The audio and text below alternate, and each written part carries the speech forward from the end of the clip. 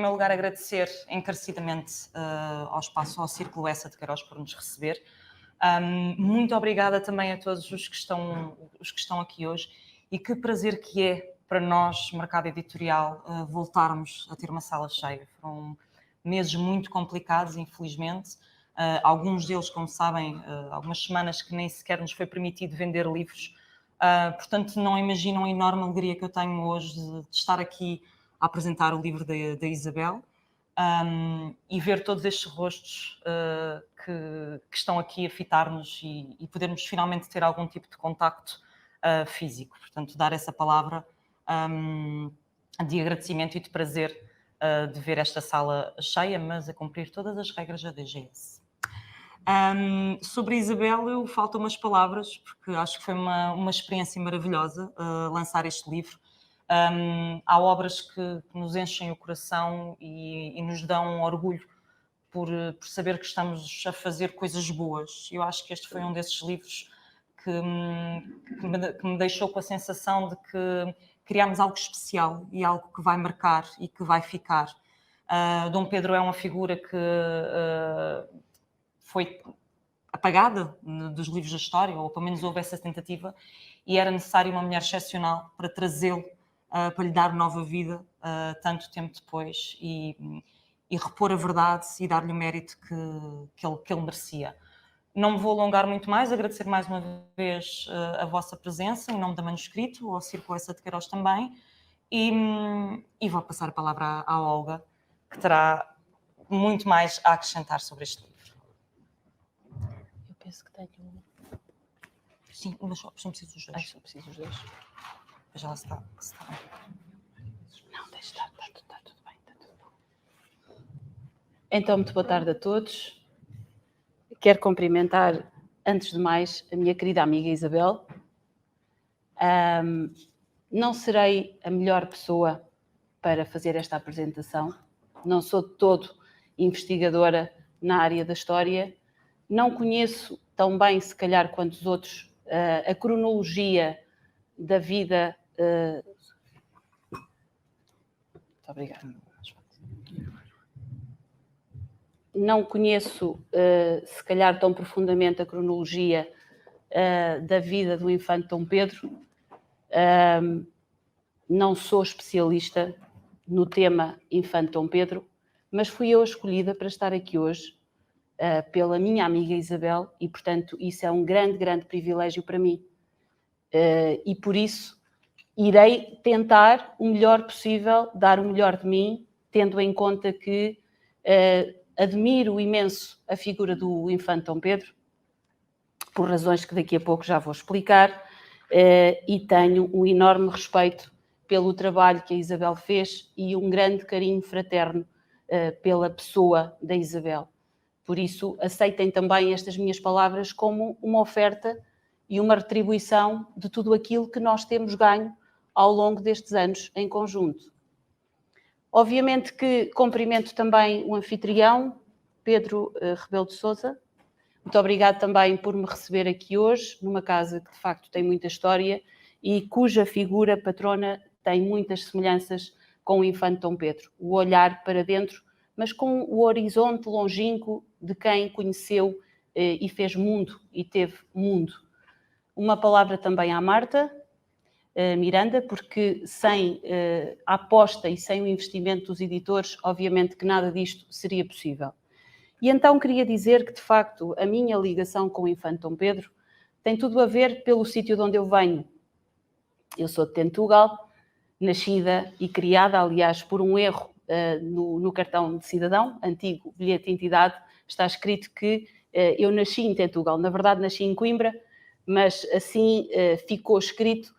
E eu nunca fiz questão de mudar, porque a afinidade com os campos de Tentugal, com aqueles campos encostados ao Mondego, é uma afinidade grande, é quase umbilical. E quem me conhece sabe que eu gosto mesmo muito da minha terra. E sou de Tentugal, de facto, e calhou também a minha vida ter sido desenhada por um pouco aquilo que foi a história do paço onde viveu o infante Dom Pedro. Todos nós que somos do cá de Coimbra, somos apaixonados pela figura do Infante Dom Pedro. Não há outra maneira de dizer isto. É uma espécie de quase devoção extrema pela figura de alguém que nós reconhecemos ter sido injustiçada, e é muito interessante porque, de alguma forma, reparamos que é um clamor que vai em surdina, é um clamor silencioso, mas sempre muito, mas mesmo muito sentido. E, portanto, eu venho de Tentugal, do passo que foi dado em dote à Dona Isabel de Urgel, onde ela depois ainda viveu depois da tragédia de Alfarrobeira, e calhou também que a minha família, por parte do meu pai, teve uma ligação ao passo já no outro tempo, obviamente, meados do século passado, mas a minha bisavó era a cozinheira do passo, no tempo em que o passo tinha uma pessoa fantástica a liderar o feitor, era o Dr. Armando Gonçalves, um homem conhecido, muito conhecido em Coimbra, porque era considerado o médico dos pobres. Ele tinha uma influência e foi um médico muito influente em Coimbra, esteve ligado, inclusive, à construção do Hospital dos Covões e, portanto, foi um homem também com uma grande visão, e ele era o feitor, e, portanto, o meu pai, o meu avô nasceu lá, e o meu pai também, e por lá brincaram, e, portanto, o meu pai contava muita coisa sobre o passo. E é muito interessante porque, e eu tenho que fazer esta contextualização antes de entrar no livro, é muito interessante porque quando eu comecei a querer conhecer melhor o passo, e sobretudo a deixar-me fascinar por aquele espaço que é tão telúrico, só mesmo indo lá, e a Isabel foi lá comigo e conseguiu compreender a energia, a força, aquela força telúrica que parece que vem debaixo da terra e nos suga, e nos cria um vínculo que é indestrutível. Mas à medida que eu ia conhecendo melhor o passo, eu quis conhecer melhor a história. E quando me percebi que o Infante Dom Pedro tinha vivido naquele passo e tinha passado ali algum tempo, e inclusive tinha escrito algumas cartas a partir do passo de Tentugal, obviamente que a curiosidade foi crescendo e tentei ler tudo o que me aparecia na altura sobre o Infante Dom Pedro, sobre a história, sobre a Dona Isabel de Urgel. Aliás, há um pequeno texto, um pequeno estudo sobre 4 cartas de Isabel de Urgel, que na altura ainda era eu muito jovem, que li, achei que aquilo era um tesouro, fomos passando de uns para os outros, lá está, entre as pessoas que gostam e são apaixonadas pela figura do Infante Dom Pedro e completamente fascinadas por esta figura, há sempre este passar da informação. Somos quase que uma rede e de facto, também estão aqui presentes algumas pessoas que nos conhecemos dessa maneira. E por isso, quando eu percebi que nem sequer a população de Tentugal sabia quem tinha vivido naquele passo e que a história estava toda contada ao contrário, eu, de uma forma silenciosa, porque nós sabemos o que é que o poder faz, e por isso é que este livro é tão interessante, porque trata tanto da miséria como da grandeza humana. E o poder, de facto, é sedutor, mas é ao mesmo tempo destruidor dos homens, dos sentimentos, das paixões. Exatamente de uma forma silenciosa começámos a trabalhar essa recuperação da memória. De uma forma lenta, suave, quase, mais uma vez, em silêncio, fizemos-lo. E, portanto, esse foi o resultado. Hoje estarmos aqui foi um convite que fiz à Isabel, e que lhe quis mostrar Tentugal em toda a pujança arquitetónica que tem, histórica, uma vila com 1000 anos de história e que atravessa vários tempos, vários períodos, mas eu quis levá-la àquilo que eu achava que era o centro telúrico da nossa vila. E por isso fomos ao passo. E em boa hora fomos, porque quando recebo a informação e a mensagem de que, sim, iria escrever sobre o Infante Dom Pedro, eu fiquei mesmo muito feliz e fiquei exultante, não por mim, mas por todos aqueles que acreditam que a figura do infante merece ser tratada de outra maneira. E nós quisemos levar isso ao mais alto nível, dentro daquilo que são as nossas redes, obviamente, Não conseguimos tudo aquilo que gostaríamos, mas pelo menos conseguimos que se fale do infante. E é por isso que este livro que a Isabel Machado nos apresenta é um livro que tem muito a ver também com a autora. Não vale a pena descrever a autora, porque quase todos conhecem o percurso e a vida, por isso a vida, aquilo que é o seu percurso profissional, será de conhecimento de todos, mas interessa eu dizer aquilo que eu considero que a autora tem tão especial para escrever sobre o infante Dom Pedro. A benevolência da história não é uma coisa que a agrade, não é uma coisa que a seduza e que a queira e que domina até a sua forma de escrita. Às vezes temos uma certa tendência para vermos o longínquo da história de uma forma mais em tom de penumbra, da luz-sombra que nós tanto gostamos, que gostamos de romancear. E a Isabel apresenta-se tal e qual como é, uma mulher inteligente, uma mulher que saiu, quebrou também as amarras do seu Portugal dos pequeninos, ou dos pequenitos, como lhe queiram chamar, e apresenta-nos a história do infante Dom Pedro com toda a paixão que ela merece, mas ao mesmo tempo com a crueza que ela também tem de ser apresentada. E foi por isso que ler este livro para o apresentar, ou seja, eu tinha que o ler e que o prescrutar completamente e em cada sua frase, em cada palavra, vou dizer que foi ao mesmo tempo uma felicidade, mas também uma dor, porque eu iria encontrar aquilo que eu já sabia ser a resposta, eu iria defrontar-me com aquilo que era o fio da história, que se repete, infelizmente, que se repete. E eu acho que é a grande lição que este livro nos dá.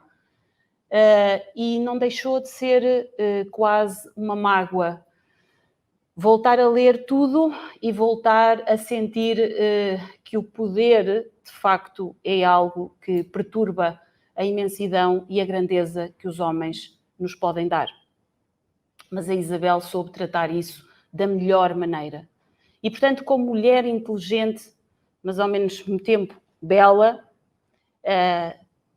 bela naquilo que é o seu exterior, ainda há bem pouco ouvia dizer, parece que os anos não lhe passaram, mas bela sobretudo por dentro. E a beleza é algo que nós às vezes temos medo de usar essa palavra, a beleza, o belo, quando o belo é algo que se vê por dentro e por fora. E a beleza interior da Isabel está aqui toda neste livro, porque todos nós conhecemos a história do infante Dom Pedro, pelo menos aqueles que leram sobre ele, mas construir a personagem é algo que depois tem muito a ver connosco. E das coisas que eu mais gostei foi da forma, de um período que é extremamente complexo em termos de relações políticas, porque até eu me baralhei completamente no meio destas relações ibéricas e não só, e europeias, mas no meio deste emaranhado de relações e teias e redes políticas, a Isabel soube sempre construir o fio condutor, sempre muito apoiado na família. E, de facto, é a família, é a ideia, para além daquela ideia que todos nós temos romanceada, nem sempre no melhor sentido, sobre a família Davis, a dinastia Davis, a Isabel apresenta-nos os homens e as mulheres, apresenta-nos as ligações entre as pessoas e mostra como este livro, de facto, pode ser uma maneira de entender o infante Dom Pedro dentro daquilo que era a sua sensatez, dentro daquilo que era a sua moderação, dentro daquilo que era a sua sempre procura do compromisso. Procurando também a Isabel, no meio deste livro, mostrar isso mesmo. É que as paixões humanas são extremas, mas ao mesmo tempo sempre de compromisso. E isso diz tanto sobre nós, ou seja, a história ensina-nos tanto sobre aquilo que é a grandeza das paixões humanas, o amor ou a falta dele, e este livro, do princípio ao fim, é sobre esse tema, o amor ou a falta dele. O amor que pode mudar o mundo, a falta dele que pode, de facto, destruir o mundo.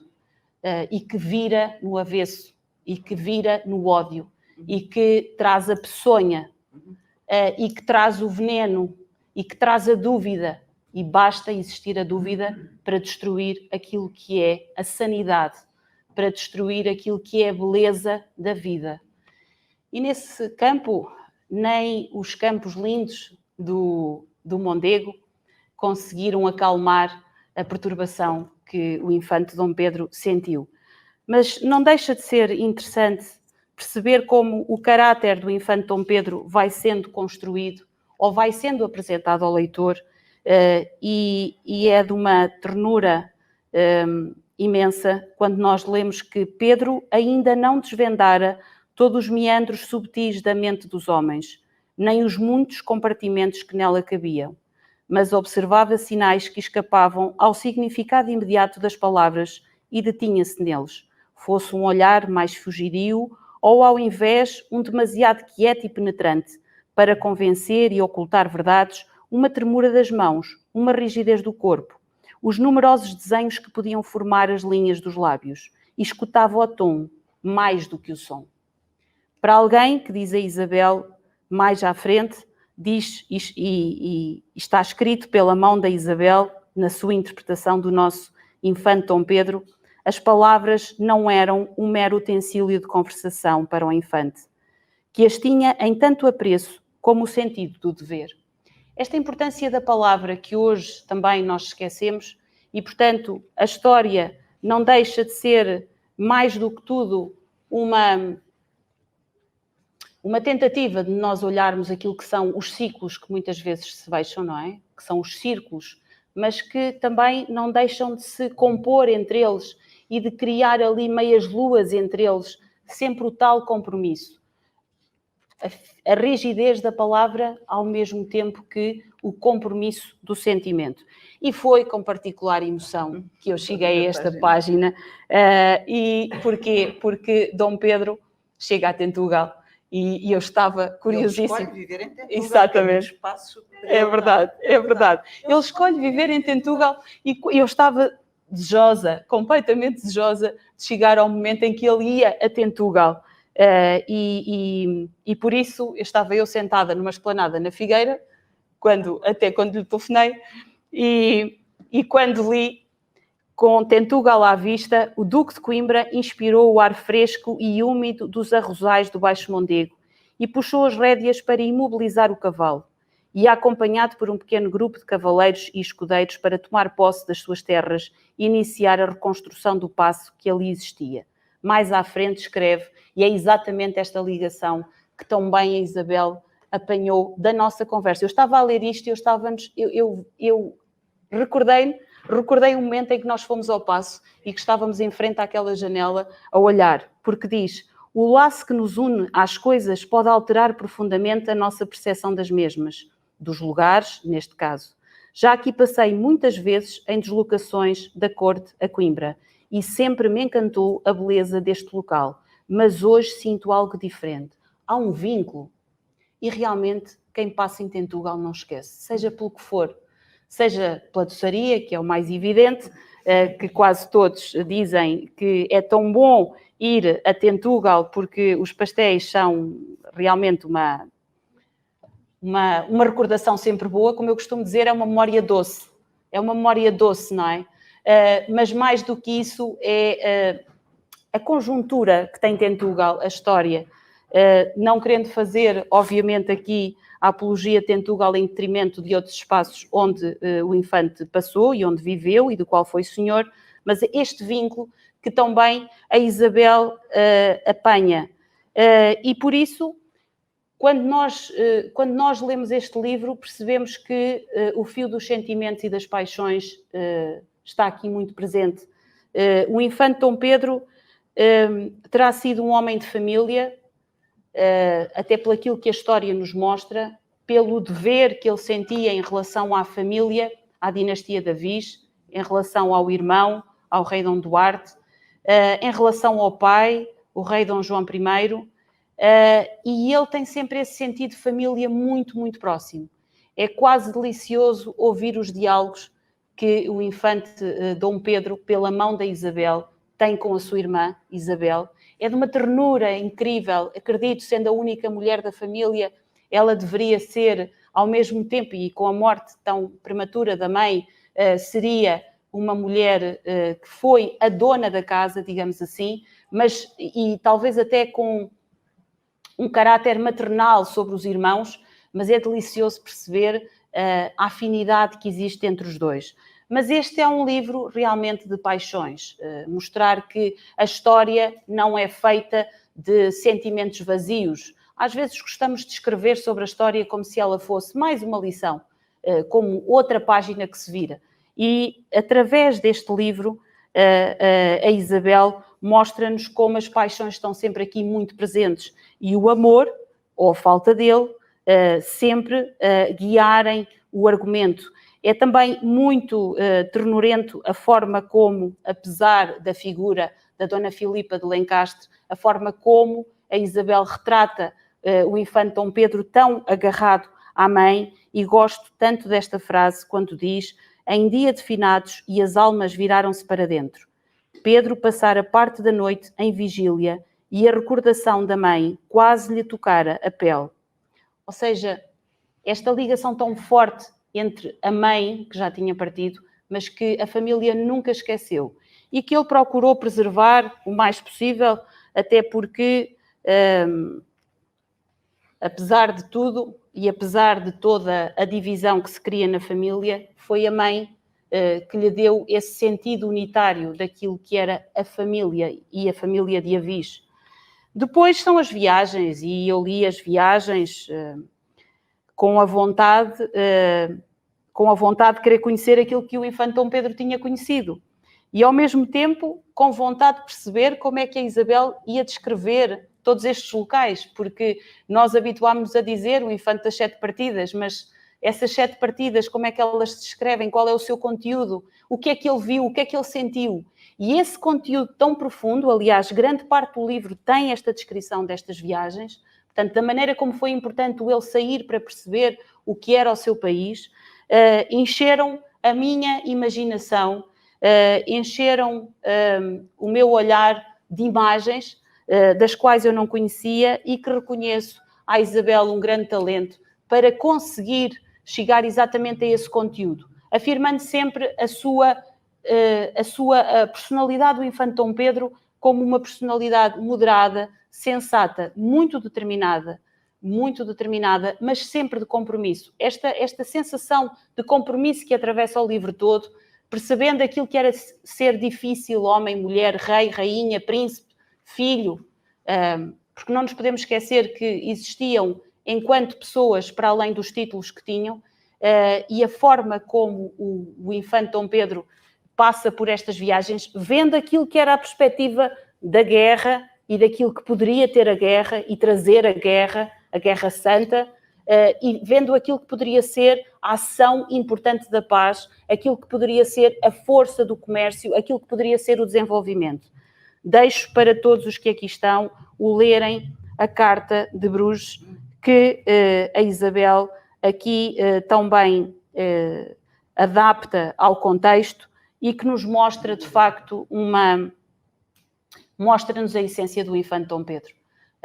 Aquela ideia, e eu esqueci-me de falar no início, ou talvez seja agora oportuno e não antes, a necessidade da justiça. Percebe-se aqui porque é que a justiça era um valor tão essencial para ele, porque é que a honra era tão essencial para ele, a forma como ele vê o nosso país e as desigualdades sociais, a forma como ele procura levar o leitor para aquilo que era uma mentalidade tão atrás no tempo, mas ao mesmo tempo tão à frente. E como é que foi possível alguém no seu tempo escrever uma prosa, uma intenção, um conjunto de intenções desta natureza e ter sido completamente apagado da história? Que é isso a nossa maior dor, porque nós sabemos que a história faz-se de desenlaces felizes e outros menos felizes. Nós sabemos que a vida é exatamente esse correr do tempo para além daquilo que é a vontade dos homens. A vontade dos homens é muito curta em relação àquilo que é o correr do tempo.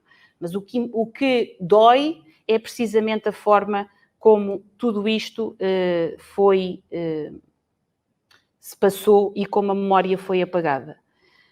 Toda a fidelidade que o infante Dom Pedro mostra ao seu irmão, ao rei Dom Duarte, e depois a forma como ele procura lidar com o vazio de poder, tentativa de tomada de poder por parte da rainha Dona Leonor, a mãe do Dom Afonso V, é de nos deixar nervosos. Portanto, eu estava a ler e sentia o nervosismo dentro de mim, porque sentia que aquilo era o princípio do fim.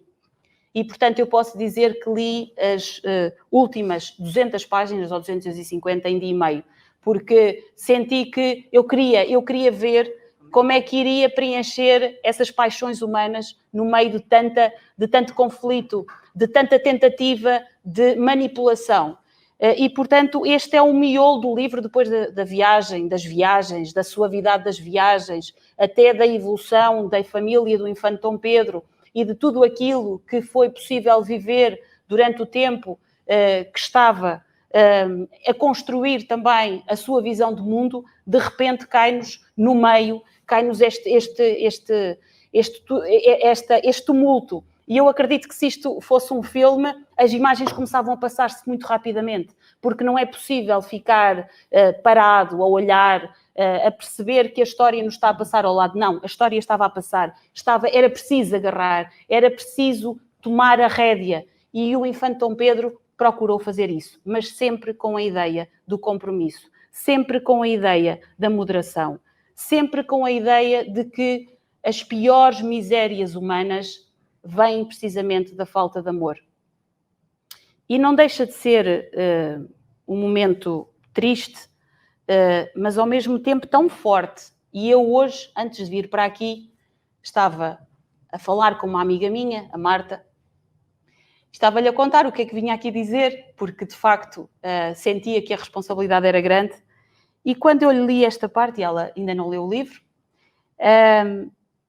ela disse-me: Olga, eu estou arrepiada só com aquilo que está a ler, porque este momento em que a Isabel coloca o infante Dom Pedro em conversa com o sobrinho, com o rei Dom Afonso V, percebemos que já não há nada a fazer. E aquilo que era o princípio do fim que nós tínhamos lido páginas antes, e que por isso lemos assim muito compulsivamente, porque precisávamos de perceber quando é que tínhamos a certeza, não é? Como se ainda houvesse uma esperança, como ele de certa forma sempre teve também. Queríamos chegar a este ponto, queríamos ter a certeza daquilo que iria ser o conteúdo deste desenlace. E esta conversa, para mim, será um dos momentos mais importantes deste livro, porque o infante Dom Pedro, pela escrita da Isabel, fala daquilo que é ser rei, fala daquilo que é o poder, fala do peso do exercício do poder, e nesta conversa exaltada que o rei Dom Afonso V tem com o infante Dom Pedro, e em que fala da mãe, e aí percebemos de que o amor ou a falta dele de facto gera a peçonha, porque o Duque de Bragança, Afonso de Barcelos, aproveita-se dessa fragilidade e coloca a dúvida, coloca a ideia, indo sempre por esta ligação umbilical que, a bem e a mal, nós temos com as nossas mães. E, portanto, este é de facto um livro de paixões, de sentimentos, de conteúdos humanos para além das figuras históricas que nós temos aqui. Mas quando ele lhe pergunta, mas porquê não tentou que a minha mãe voltasse e que pudesse não ter passado por aquilo que passou? Afinal, tinha o poder todo. Era o regente, tinha o poder todo. E eu gosto imenso desta frase, e que diz: nunca temos o poder todo, nem um regente, nem um rei. Foi o que vos tentei transmitir desde sempre. O monarca só tem poder enquanto tiver o amor do povo. Se não for um rei justo, os vassalos vão revoltar-se. Sempre assim foi. Na mocidade acreditamos que temos tudo, mas a vida ensina-nos que não é assim. E depois o sobrinho pergunta-lhe: por que tendes tantos inimigos então, meu tio? Isto é uma pergunta, para mim, é a pergunta fulcral deste livro. Por que tens então tantos inimigos, meu tio? E ele responde: há sempre inimigos. Assumi a regência em condições difíceis, com o reino dividido. Não agrada a todos, nem é esse o meu intuito. Tomar decisões é difícil, como bem sabeis.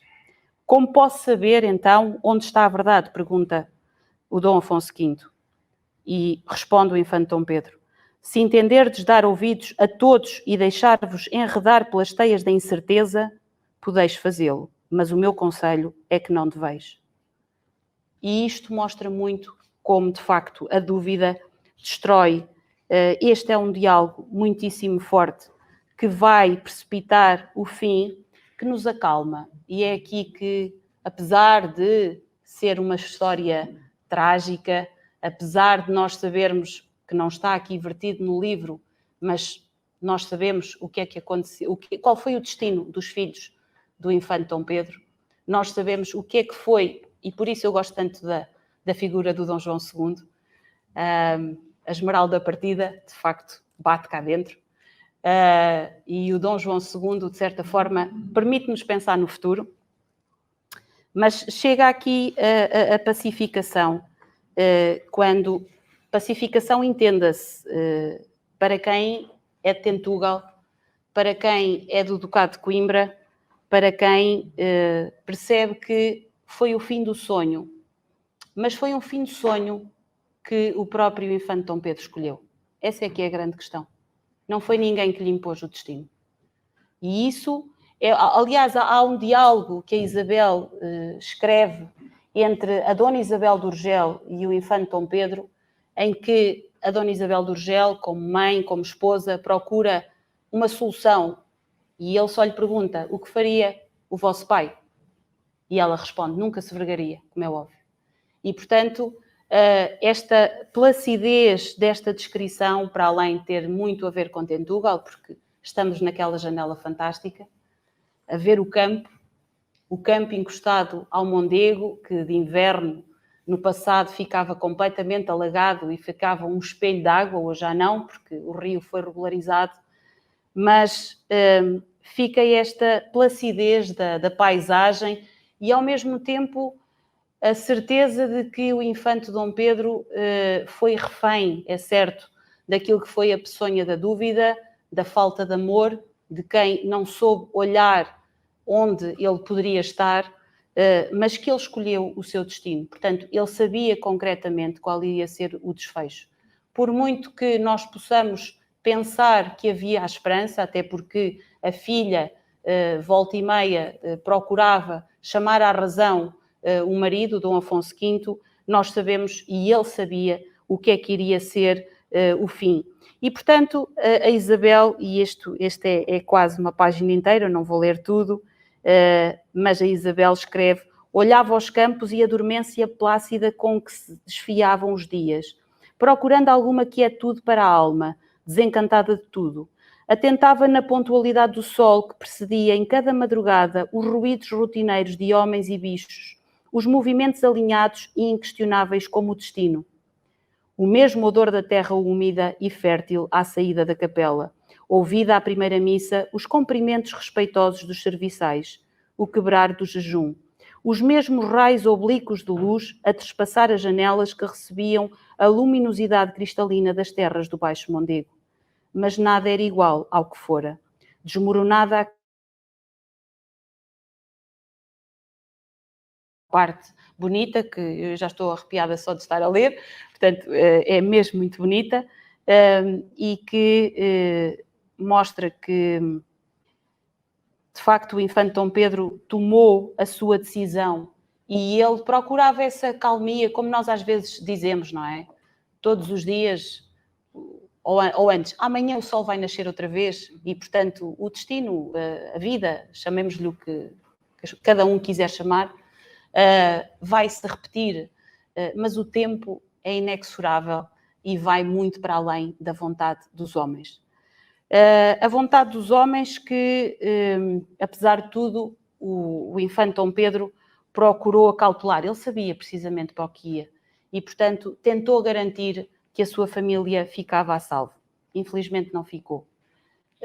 Mas, de facto, a história tem esta particularidade. É que é um ciclo, não é? E os ciclos fecham-se, mas ao mesmo tempo interceptam-se com outros ciclos. E uma coisa é certa, há sempre uma semente que fica, há sempre a memória que fica, há sempre uma palavra. E a ideia da justiça e da honra, que tanto dizia a este nosso infante Dom Pedro, não morreu com ele. Porque hoje, apesar de estarmos num mundo diferente, apesar de estarmos numa outra perspectiva política, apesar de estarmos noutro contexto territorial e de divisão administrativa, continua a passar de geração em geração este amor e esta paixão pela figura do infante Dom Pedro. Obrigada, Isabel, por este testemunho. Obrigada, Olga.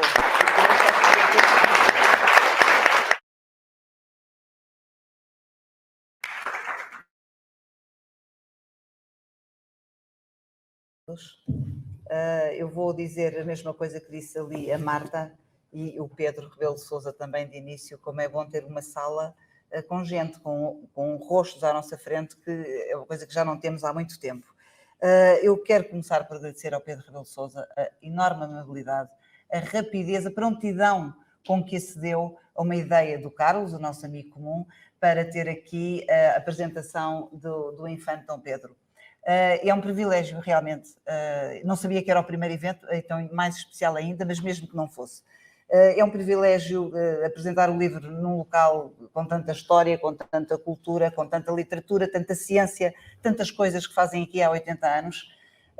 E é também importante que seja na cidade de Lisboa, porque é curioso, mas o infante Dom Pedro tinha uma ligação enorme para além das suas terras, do seu pecado que tinha no coração, mas era o único dos infantes da Viz nascido em Lisboa. E todos os outros, os 6 irmãos, tinham nascido em Braga, do Porto. Ele nasceu aqui, tinha uma relação muito importante com a cidade de Lisboa, e a cidade de Lisboa, quando foi preciso, levantou-se em peso por ele, na altura da regência. Ele teve ainda essa esperança também mais tarde. Portanto, eu trouxe aqui umas rosas vermelhas, que isto é a rosa vermelha de Lencastre, um simbolismo. Portanto, junta-se aqui o lado inglês e português do infante Dom Pedro. Eu queria, a Marta Miranda, também dizer umas palavras, porque, curiosamente, conhecemos aqui, hoje. Temos muitos e-mails ao longo de muito tempo, muitas conversas, o Zoom também. O Zoom, mas pessoalmente é a primeira vez. E eu preciso dizer aqui uma coisa, é que a Marta revelou um carinho, um entusiasmo, sem me ser de lado nenhum, pelo projeto. A sua equipa também, está aqui a Dora, não sei onde é que está a Dora, mas a equipa de revisão, de promoção, todas as pessoas acolheram este projeto, mas com entusiasmo, e é a primeira vez que eu trabalho para manuscrito e de presença, a primeira vez. E uma coisa que eu tenho aqui que dizer também é a confiança que depositaram em mim, porque a Marta, naturalmente, como uma empresa, sugeria que eu fosse enviando os textos para edição, porque estávamos Covid, prazos atrasados, isto está tudo mais lento. É verdade, o país ficou ainda mais lento. Eu acho que o país andou 30 anos para trás em uma série de coisas. E eu só pedia uma coisa: por favor, não me faça isso, que ninguém vê os meus textos, nem os meus amigos sabem, estão aqui muitos, nem o nome do livro sabem, quanto mais ver textos, porque eu acho que não tem qualidade nenhuma até eu. Enviar. E mudo, traz para a frente e corto e tiro, e depois na revisão. Portanto, e concedeu-me essa confiança que para mim era fundamental. Dizer, eu não consigo mostrar nenhum texto a ninguém. E, portanto, eu percebo a angústia de uma editora que nunca trabalhou, não sabe em que estado vão chegar as coisas. E, portanto, muito, muito obrigada por isso. E eu agora vou falar da Olga, que nos disse que não era a pessoa certa para falar do infante Dom Pedro. O que não sabia, ou que não... A Olga é a responsável pela existência deste livro, como toda a gente já percebeu. Eu conhecia em Montemoro Velho um evento que não tinha nada a ver com os livros, era um Dia Internacional da Mulher, mas estávamos lá também por causa dos livros. Tivemos uma simpatia mútua imediata e ela convidou-me então para conhecer a sua terra, Tentugal, e mostrou-me todo o seu património riquíssimo, que nós não imaginamos, não é? Uma vila que tem um pouco oculto, aquele Carmelo, as igrejas, o pastel, até o pastel é misterioso, não é? A confecção daquele pastel é uma coisa extraordinária. E deixou para o fim, de facto, à exceção do pastel, deixou este passo. Nós fomos por entre matas, A Olga queria muito mostrar uma coisa e no meio das matas, das silvas, das lutas como pastor, aparece um paço maravilhoso, um paço lindíssimo, um paço elegante, enorme, mas em ruínas. E então a Olga contou-me que era o paço do Infante Dom Pedro. E naquele momento é muito comum, eu acho que quem escreve, sobretudo do romance histórico, é muito comum haver leitores ou pessoas que não são leitores, mas que se aproximam de nós a dar sugestões. Pessoas com melhores intenções, olha, tive um tio, tenho lá uns livros, quer lá ir a casa, empresta, manda pela internet. E é muito comum isso acontecer. E agradeço, é uma coisa que é muito grata, porque podem vir daí ideias, mas até hoje ainda nunca tinha acontecido. Eu sou uma pessoa de palavras, mas também sou visual. Eu acho que aquela conjugação das palavras apaixonadas da Olga sobre o Infante Dom Pedro e a imagem daquele paço abandonado, que é, no fundo, como eu digo aí na nota autora, uma metáfora para a vida do Infante Dom Pedro, fez o clique e eu andei ali ainda com outros projetos, mas tinha sempre, não me largava a consciência aquela janela, aquelas escadas, aquela imagem do paço, até que resolvi, tem que ser. Espero que sim. A Carta de Bruges também, a propósito do que falávamos, também foi um empurrão, acho que foi um momento que tem que ser mesmo. Portanto, o primeiro objetivo com este livro é óbvio, é dar a conhecer esta figura realmente, que eu acho que na geração do meu pai ainda sabiam, na minha, mais ou menos, acho que nós sabemos que é um infante das 7 partidas, vagamente há uma ideia que ele era muito erudito, muito brilhante, mas não sabe praticamente mais nada. O meu irmão está aqui, deve estar horrorizado comigo, porque, mas é verdade, e tivemos esta conversa. Se fizermos um inquérito de rua, as pessoas primeiro dizem, Dom Pedro, e aliás eu vi agora, nestes 3 semanas, 4 semanas, tive também a grata experiência de ver muita gente no Facebook a dizer, ai, assim, portanto, ai, meu Deus, mas a maior parte das pessoas ficam, quem Coimbra? Dom Pedro. Ou Dom Inês de Castro, o Dom Pedro, ou o Dom Pedro do Brasil, pensa-se em todos, ele não foi rei, de facto, e portanto, há outros motivos para ele ter sido apagado da história, mas o facto de não ser rei também não ajuda. Portanto, para terminar, na geração das minhas filhas, não vale a pena fazer o inquérito, mas não existe mesmo qualquer referência ao Infante Dom Pedro nos livros de história, que eu saiba, uma andou na escola pública, outro no privado, e não vi lá o Dom Pedro em lado nenhum. Portanto, como? Não há história em lado nenhum. Pois, há pouca, há muito pouca. E por isso a pesquisa foi, de facto, muito difícil. Eu acho que foi a pesquisa de todos os livros, houve pesquisas muito difíceis, mas esta foi particularmente difícil. Para já não há uma biografia atual recente, há muita mitificação em torno do Infante Dom Pedro e das suas viagens, enfim, os românticos do século XIX diziam que ele tinha estado 10 anos fora, tinha ido até à Palestina, portanto aquele ritual iniciático do ideal da cavalaria, sabe pessoas que isso era verdade, foram 3 anos muito intensos, mas ele não foi à Palestina, não foram 10 anos, foram muito proveitosos, isso sem dúvida nenhuma. O que é facto é que não há registros de grande parte de períodos muito extensos da vida do Infante Dom Pedro, da infância, até a tomada de Ceuta, há descrições do Infante Dom Henrique, claro. Depois de ler o livro as pessoas vão perceber porque é que há descrições do Infante Dom Henrique e não há do Infante Dom Pedro. As próprias viagens, a maior parte das coisas são ficcionadas, eu lamento dizer, porque as pessoas têm sempre eu costumo sempre dizer, mas é verdade, é um exercício de plausibilidade, mas há muito pouca coisa, exatamente, com quem depois vai-se ver a história, não, mas afinal não havia uma cruzada contra os hussitas naquela altura. Pronto, portanto é um bocadinho difícil, mas felizmente nós temos a maior graça do mundo, que é graça no sentido de dádiva, documentos escritos pela mão do Infante Dom Pedro. E sobretudo um livro que ele nos deixou, ele também foi tradutor, mas deixou-nos 3 cartas, que são 3 cartas extraordinárias, onde nós realmente compreendemos a personalidade dele por 3 cartas. A forma direta e desassombrada como ele falava de tudo, as ideias que lhe brotavam. Portanto, ele via, naturalmente, ele elencava muitos problemas e dizia isto está mal, isto está mal, isto está mal, mas ele não elencava só os problemas, ele tinha soluções para tudo. Isso é que era extraordinário. E o rei Dom Duarte, seu irmão, mesmo antes de ser rei, era herdeiro, apoiava-se imenso no Conselho de Dom Pedro, pedia-lhe imensos conselhos. E quando Dom Pedro vai viajar, Dom Duarte não terá gostado, porque não só perdia um grande conselheiro, mas estava convicto de que Dom Pedro não voltaria, porque Dom Pedro sai frustrado de Portugal, já frustrado com o pai, enfim, uma série de coisas, não conseguia fazer as coisas andar, frustrado com algumas preferências do pai, que também é outro aspecto muito interessante, não é? Que torna as figuras mais humanas, e vai-se embora, mas Dom Pedro diz, não, eu voltarei, esta é a minha terra, e realmente volta, apesar de todas as honrarias que o rodeiam. E então o Dom Duarte diz, já que vais viajar, quando estiveres a meio da viagem, escreve uma carta, por favor, eu que vou ficar a ser o teu conselho, a apontar-me quais são os males de Portugal, os males do reino, porque eu preciso desse teu aval e preciso de saber. E o Dom Pedro é encantado, não é? Tudo para ele, o que é que está mal e o que é que vamos fazer para mudar. Portanto, e quando chega a Bruges, ao fim só de 4 meses de viagem, ele escreve a célebre Carta de Bruges, que é um dos documentos mais importantes de todo o pensamento político português, toda a história de Portugal. A Idade Média, evidentemente, mas de toda a história de Portugal. É estudado por todo o lado. São 7 páginas, eu ponho 3, é um capítulo só para isto, em que eu não vou ler a Carta de Bruges, mas por favor todos leiam com atenção a Carta de Bruges, porque ele começa na justiça, passa pelos vícios dos portugueses, aquilo é uma delícia, porque é exatamente como hoje tudo, passa pelos impostos,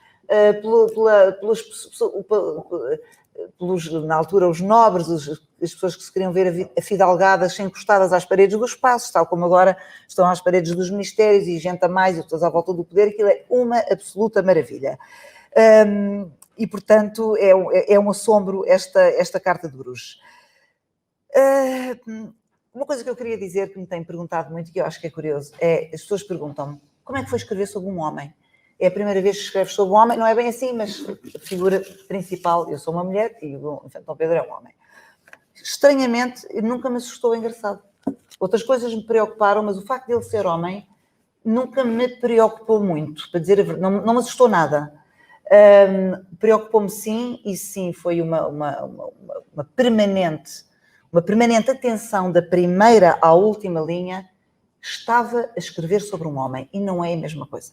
Não é a mesma coisa escrever sobre um homem ou sobre uma mulher no século XV, ainda mais, mas mesmo seja em que século for. Portanto, houve um cuidado permanente em não cair no facilitismo que vinha de outros livros, da experiência do mundo das mulheres da Idade Média, ainda por cima já tenho 3 romances na Idade Média, e portanto, os homens e as mulheres não se misturavam, aquilo era verdadeiramente estanque, viviam em casas separadas, não há damas de companhia, não há camareiras, não há mamas de leite, tudo isso desaparece neste livro, aparece pelo olhar longínquo do Dom Pedro, do exemplo do parto, ele está meses sem ver a mulher, portanto, coisas para as pessoas entenderem como eram mundos de facto separados, mas as mulheres são fortíssimas na vida de Dom Pedro, isso eu queria dizer aqui. Ele está rodeado desde que nasceu por mulheres fortes, Rainha Dona Filipa de Lencastre, sua mãe, em primeiro lugar, que era uma mulher muito austera e foi ela que, de facto, imprimiu todas aquelas regras daquela ínclita geração, Dom João I, também um homem muito culto, também quis aqueles infantes especiais, mas eu penso que as regras principais foram impostas por Dona Filipa de Lencastre. Depois há a sua irmã, a Olga já falou e tão bem, não vou aqui alongar-me, Isabel Duquesa de Borgonha, era um laço muito bonito que unia aqueles 2 irmãos. Depois a sua mulher, Dona Isabel do Urgel, Dom Pedro até nisto mostra a sua independência e a sua determinação. Ele casa, convicta e eu por amor. É uma maneira engraçada, acho que vão todos achar uma certa graça a maneira como aquilo se dá no século XV, mas ele escolhe mulher. Dizem os historiadores que Dom João I não terá gostado, mas ele avisa ao pai. Mas ele escolhe quem quer. E apesar de ter, durante aquela viagem na Europa, as damas e as donzelas, todas em fila, tudo de mão beijada, mas ele não quer nenhuma, aquilo não lhe interessa e depois vai escolher aquela. E só para terminar, tem a sua filha também Isabel, futura Rainha de Portugal, a quem um amor enorme. E depois da morte do infante, isto é interessante dizer, acho eu, depois da morte do infante, as vozes mais corajosas na defesa, e que não era uma defesa fácil, do infante Dom Pedro, foram 2 mulheres. A sua filha, numa corte hostil, que podia ser morta, e não sabemos se não foi morta, porque isso já é depois do meu livro, morre com 23 anos, ninguém sabe muito bem como, e a sua irmã, que da Borgonha fez tudo para ele pelo menos ter uma sepultura cristã e digna, mas a sua filha, Dona Isabel, pelo menos vive o suficiente para dar à luz Dom João II. Há um segundo objetivo, eu não me vou alongar muito com este livro, para além de dar a conhecer a figura do infante Dom Pedro, que me pareceu irresistível, que é apresentar a ínclita geração em todas as grandezas e misérias. Isto porque nós temos uma visão tão idealizada desta incrível geração. Se eu for perguntar a alguém, o que é que toda a gente diz? Maravilhoso, o Infante Henrique, o navegador, o eloquente, o Infante Santo, coitadinho. E ninguém imagina, o Dom Pedro, que era o erudito, tudo isto, mas ninguém imagina os conflitos, as tragédias, as coisas feias que se passaram durante este período da nossa história, que é um período, como dizia o Pedro, extraordinário. Isto é uma passagem da Idade Média, quase no Renascimento, ainda não é bem porque Portugal chegava tudo tarde e o Renascimento também vem mais tarde, chega mais tarde que nos outros sítios, mas Dom Pedro já viu o Renascimento na sua viagem. E achei muito engraçado desenvolver aqui também a relação entre os 6 irmãos, Dom Duarte, Dom Pedro, Infante Dom Henrique, Dona Isabel, Dom João e Dom Fernando, porque eles eram todos muito diferentes. Portanto, esta ideia que eles eram todos muito parecidos, feitos pela mesma bitola, os pais de facto eram muito austeros e de pulso ferro, mas que saíram ali 6 personalidades completamente diferentes. E é engraçado ver as cumplicidades de uns e de outros, como em qualquer família, não é? Os problemas que havia entre uns e outros. E eu quero dizer uma coisa, a maior surpresa, há sempre imensas surpresas na pesquisa, e em cada livro há sempre assim uma surpresa que é aquela. E neste, a maior surpresa, estranhamente, não foi nada com o Infante Dom Pedro, embora tivesse imensas surpresas com o Infante Dom Pedro. Foi o caráter do Infante Dom Henrique. Isso eu acho que vai ser uma mais-valia para os leitores, porque eu entendi mesmo pegar naquilo, até num tom jocoso muitas vezes, porque é inacreditável. Todos nós temos alguma ideia que ele era enigmático, que ele era pouco cínico. Enfim, é engraçado porque há uma memória histórica que passa através dos séculos. Nós sabemos que ele era um pouco estranho. Não sabemos porquê, mas sabemos que há ali qualquer coisa em relação àquele infante. Além de ele nunca ter navegado. Isto é uma coisa... O Dom... Nunca. Ele navegou pelas águas da Guerra Santa. Isso seguramente que era a única coisa que lhe interessava. E, portanto, só direi isto, é que o gênio por trás dos descobrimentos e da exploração atlântica que depois nos leva, não é o Infante Dom Henrique mesmo, é o Infante Dom Pedro. Conforme vão descobrir neste romance, e que eu acho que é fascinante descobrir isso, porque ninguém nos diz isto na história, não é? O que é que eu queria dizer mais aqui? Só para terminar aqui uma coisa, só tenho mais 2 coisas a dizer, que é a relação também entre os pais e os filhos. Dom João I é um rei brilhante, mas é um rei gênio à flor da pele, portanto, e é muito engraçada esta relação que nós intuímos, até pelas doações, nós não sabemos estes diálogos, ninguém esteve lá a ouvir o que eles diziam, mas nós intuímos, dá isto, dá mais aquilo, dá aquilo, retira ao outro, ligava nenhuma a uns filhos, tinha uma preferência descarada por outro, tratava muito mal o outro, discutia mais, portanto é muito engraçada esta relação do pai também com os filhos. Por último, vou só dizer uma coisa, que é o mais importante, e que é o seguinte: o Infante Dom Pedro é uma controvérsia que tem 600 anos. Esta controvérsia continua, começou, há grandes admiradores do Infante Dom Pedro, a maior parte das pessoas não sabe nada sobre o Infante Dom Pedro, e depois há os delatores do Infante Dom Pedro. Todas estas pessoas, as que admiram e as que criticam, ninguém diz que ele não foi um excelente regente ou que ele não era um espírito brilhante e um homem superior.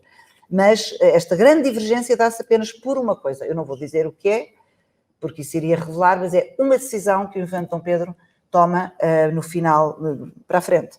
Uma decisão que ele toma no final da regência. E essa decisão, há 600 anos que é debatida, e eu não quis fugir a ela, de tal maneira que começo o livro com esse momento, que eu penso que deve ter sido muito difícil. Eu começo com um prólogo, não um capítulo, em que ele está precisamente nesse momento, e depois todo o livro é um flashback para trás. O leitor não fica a saber qual é a decisão, só no fim.